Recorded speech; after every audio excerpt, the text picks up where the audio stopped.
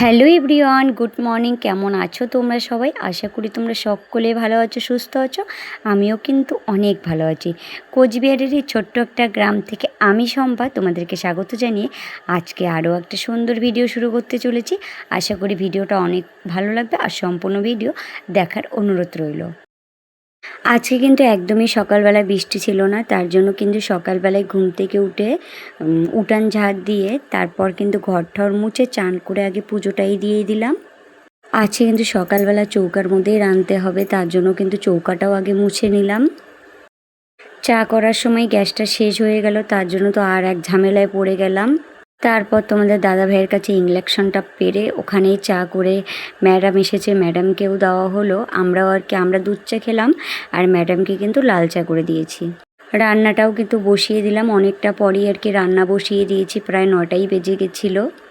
উনানে না একদমই রান্না করতে ইচ্ছা করে না। যারা প্রত্যেক দিন উনানে রান্না করে তাদের কোনো সমস্যা হয় না, কিন্তু হঠাৎ করে যারা উনানে রান্না করে না তাদের কিন্তু অনেকটাই সমস্যা হয়।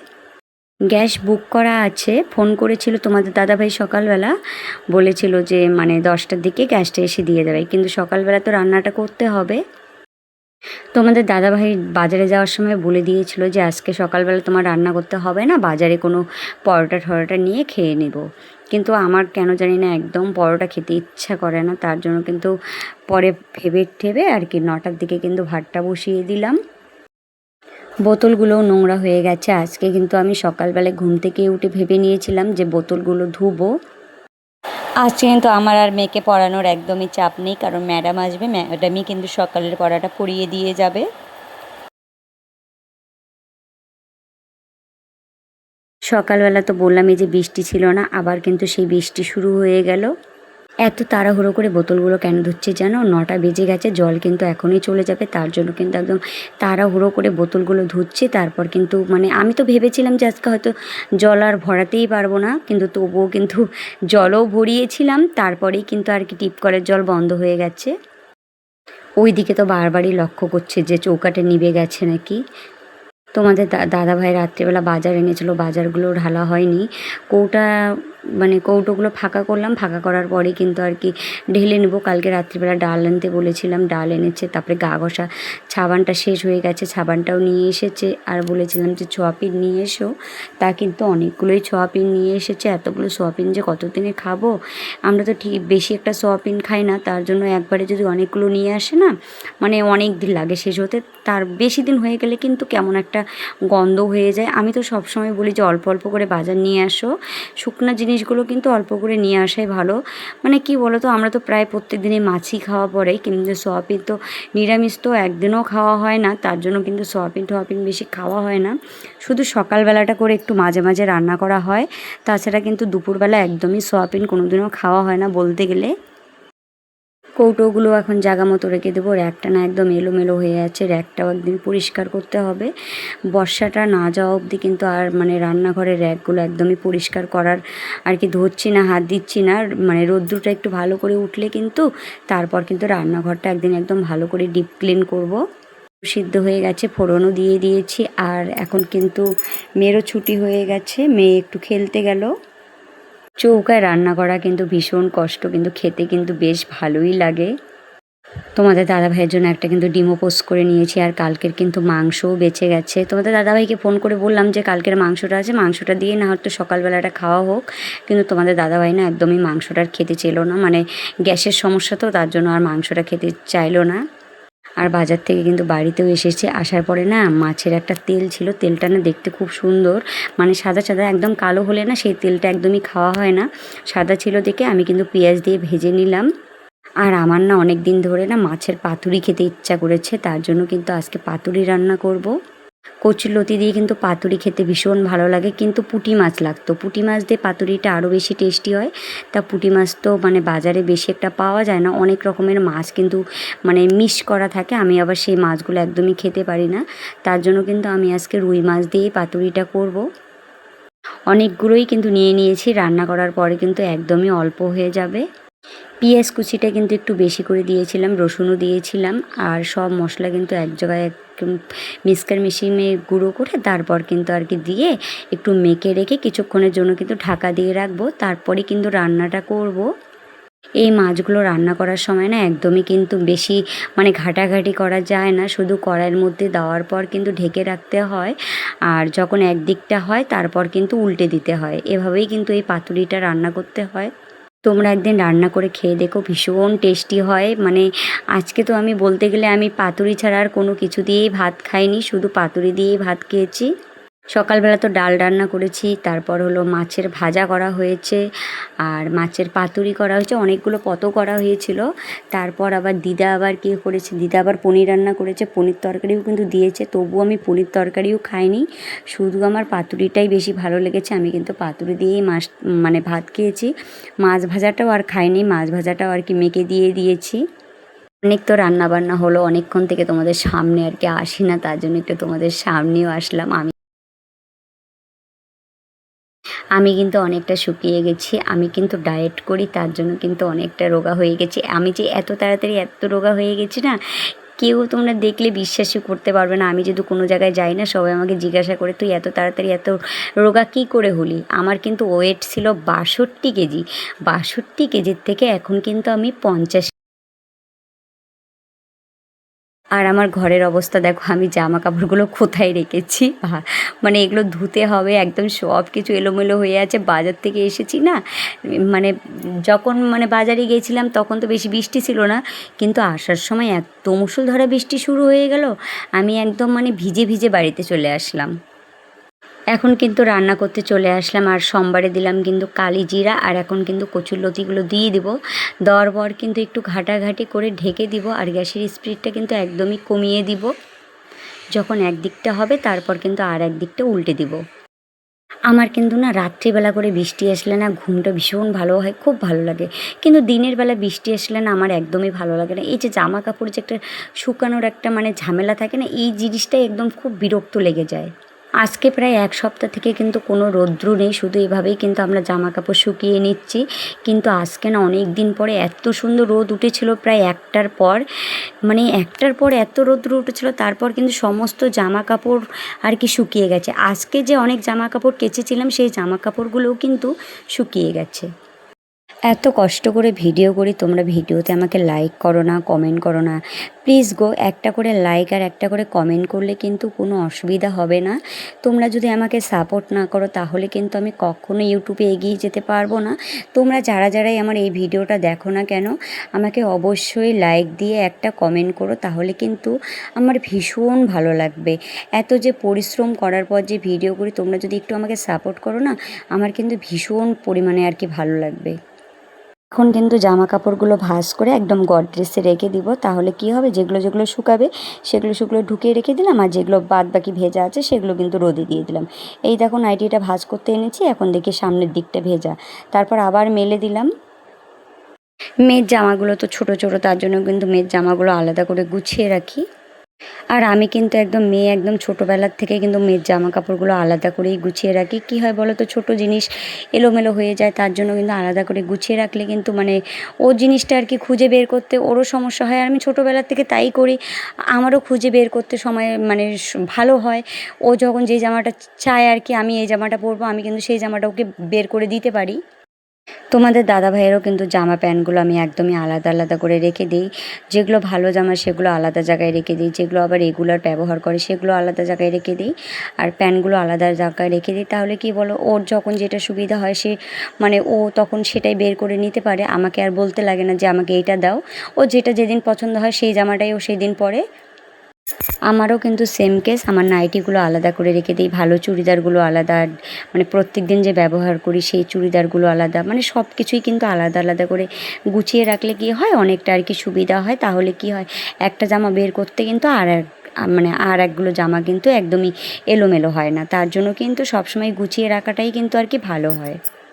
আমার ঘরে কিন্তু একদম আলনা নেই, আলনাটা কিন্তু আমি একদম ঘরে রাখতে কোনো দিনও পছন্দ করিনি। আর আমার কিন্তু ঘরে কিন্তু বেশিরভাগ কক্ষনো আলনা ছিল না, একটা আলনা ছিল, সেটা হলো আমার হাজব্যান্ডের যে বিয়ের আগে, মানে আমাদের বিয়ের আগে একটা আলনা আর কি ঘরে ছিল, সেই আলনাটা কিন্তু তারপর কিন্তু আমি বের করে ফেলে দিয়েছিলাম।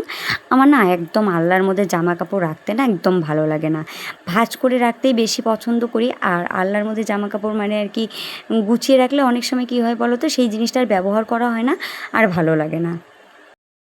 জামা কাপড় তো গুছিয়ে একদম জায়গা মতো রেখে দিয়ে আসলাম, তারপর কিন্তু আর কি রান্নাঘরে আসলাম। এই পাতুরিটা রান্না করতে যে এতটা সময় লেগে যায় না, মানে কতগুলো যে বাদবাকি কাজ আমার কমপ্লিট হয়ে গেল, তবুও কিন্তু আমার পাতুরিটা হলো না একদম, মানে যাকে বলে গ্যাসের স্পিডটা কিন্তু একদম জিরো হিট দিয়ে আর কি স্পিড দিয়ে রান্না করতে হয়। তার জন্যই কিন্তু আর কি এই মাছটা রান্না করতে না ভীষণ সময় লাগে। খেতে যেমনই ভালো লাগুক না কেন, কিন্তু এই মাছটা রান্না করতে কিন্তু মানে অনেকটা সময় লেগে যায়। এখন কিন্তু আরও উল্টে দিব, একদম কিন্তু লাল লাল করে ভাজা ভাজা করেছি, তারপরে কিন্তু নামিয়ে নিয়েছি। আর একটা মাছের মানে যতটুকু করে আর কি মানে টুকরো টুকরো করে আর কি মাছটা রান্না করেছি, একটুকু কিন্তু আর কি ভেঙে যায়নি। এই মানে এটা যদি তুমি একদম বেশি স্পিড দিয়ে রান্না করো তাহলে কিন্তু মাছগুলো একদম গুঁড়ো গুঁড়ো হয়ে যাবে, আর যদি কম স্পিডে রান্না করো, গ্যাসটা মানে স্পিডটা যদি একটু কম দিয়ে রান্না করো, তাহলে কিন্তু মাছগুলো একদম মানে কোটাল কোটালই থাকবে, মানে ভালোই থাকবে। এখন কিন্তু কলে পাড়ে আসলাম বাসনগুলো নিয়ে, বাসনও অনেকগুলো জমা হয়ে গেছে, সকালবেলার থেকে বাসন মাজতে পারিনি, খাওয়া দাওয়া হয়েছে আর জমা করে রেখেছি, একটু চাপের মধ্যেই ছিলাম। আজ কিন্তু ঘুম থেকে উঠেছিলাম অনেক তাড়াতাড়ি, কিন্তু গ্যাসের জন্য কিন্তু আমার সব কাজই আজকে পিছিয়ে গেছিলো। শুধু হাঁড়ি কড়াই আবার কালো করলাম, মানে 1 ঘন্টার জন্য হাঁড়ি কড়াই ফাও কালি করলাম, তারপরে কিন্তু গ্যাস এসে কিন্তু 10টার দিকে দিয়েও গেছে। মানে কি বলো তো, এখন কিন্তু আবার হাঁড়িটাও মাজতে হবে, কড়াইটাও মাজতে হবে, একটা বাড়তি কাজ আর কি মানে হয়ে গেল আমার বলতে গেলে। কিন্তু এখন আর মাজবো না, হাঁড়ি আর কড়াইটা কিন্তু বিকালবেলা যখন ফাঁকা পাবো তখন কিন্তু আর কি মেজে নিব। সকালবেলা চান করেছি, নাইটি ছায়া বলো এখনও কিন্তু বালতির মধ্যে ভিজানোই আছে, তবুও এখনও সময় পাইনি এগুলো ধোয়ার জন্য।